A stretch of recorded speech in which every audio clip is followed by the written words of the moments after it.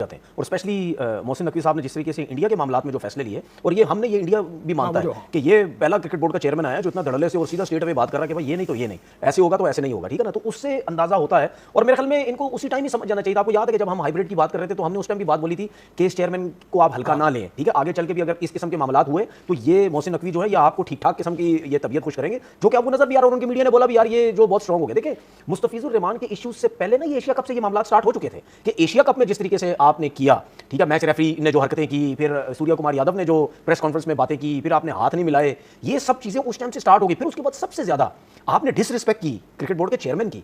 जब कप लेने की बारी आई, पूरी टीम वो साइड पे कोने पे गुच्छा बना के बैठी हुई है, मतलब स्टेज के ऊपर चेयरमैन बैठे हुए, एसी उस टाइम पाकिस्तान क्रिकेट बोर्ड का चेयरमैन ही, उस टाइम एसीसी का चेयरमैन वहां खड़े हुए हैं, प्लस पाकिस्तान क्रिकेट बोर्ड का चेयरमैन। आप कह रहे हैं जी हमने इनसे लेने नहीं है, तो आपको आइडिया हो जाना चाहिए था कि यार हम किस बंदे को जो है वो कर रहे हैं। और जो कि पाकिस्तान में भी हमने मोहसिन नकवी साहब के बारे में ये चीजें सुनी है कि अगर वो कोई स्टैंड लेते हैं तो फिर उनको आगे पीछे करना जरा मुश्किल हो जाता है, वो स्ट्रांग जाते हैं। तो फिर ये सारी चीजें वहां से स्टार्ट हुई है। अच्छा, अब जो फैसला हो गया है कि जी हम अब इंडिया से नहीं खेलेंगे, ठीक है, उसका मैंने आपसे पहले बोला था कि हमारे लोग समझ चुके हैं सारी कहानी पैसे की और कुछ भी नहीं है। अगर पाकिस्तान नहीं खेलता तो क्या तकलीफ है, बीसीसीआई को क्या तकलीफ हो रही है, ठीक है, ठीक है, पैसा आएगा नहीं, क्या तकलीफ है, बीसीसीआई का शेयर कटेगा, सही है ना। हमने तो ये नहीं चीज सोची, हमारे को भी तो नुकसान हो रहा है। ये फैसला करने से पहले हमने सोचा तो होगा ना यार हमें कितना नुकसान होगा, लेकिन हमने उस चीज को नहीं देखा। एक बात मैंने बीसीसीआई से ये करनी है कि यार अगर आप पैसों की बात करते हैं, ठीक है ना, तो क्यों नहीं बायलेटरल सीरीज खेलते? अगर आप लोग पैसों के इतने भूखे तो बायलेटरल सीरीज खेलो ना।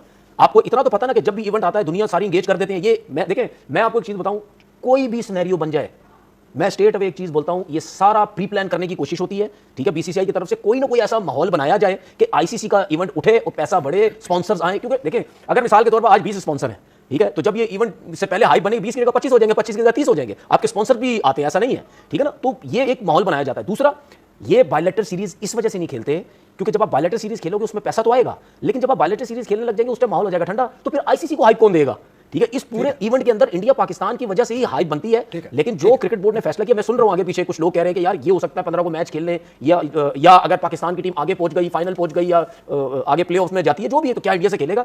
मेरे हिसाब से जो क्रिकेट बोर्ड के चेयरमैन ने फैसला ले लिया है उसी पे ही जाना चाहिए। आगे की आगे देखें, क्या आगे की आगे देखें।